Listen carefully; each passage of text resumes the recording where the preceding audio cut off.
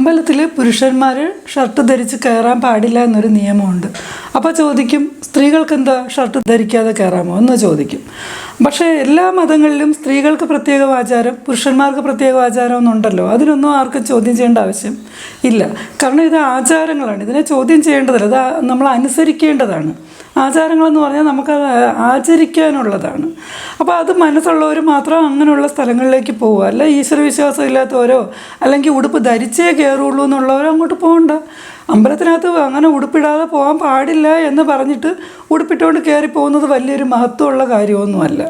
നമ്മൾ ചെയ്യാൻ പാടില്ല എന്ന് പറയണത് ചെയ്യും എന്ന് പറഞ്ഞാൽ പിന്നെ അതിനകത്ത് എന്തെങ്കിലും കാര്യമുണ്ട്? അപ്പോൾ നിങ്ങൾ വിശ്വാസികളല്ല എന്നാണ് അതിൻ്റെ അർത്ഥം. വിശ്വാസികളായിട്ടുള്ളവർ നമ്മൾ അമ്പലത്തിൽ പോകുമ്പം അമ്പലത്തിൻ്റേതായിട്ടുള്ള ആചാരാനുഷ്ഠാനങ്ങൾ പാലിക്കുക എന്നുള്ളത്, അത് ഏത് മതക്കാരാണെങ്കിലും. എല്ലാ മതത്തിലും സ്ത്രീകൾക്കും പുരുഷന്മാർക്കും പ്രത്യേകം ആചാരാനുഷ്ഠാനങ്ങളാണുള്ളത്.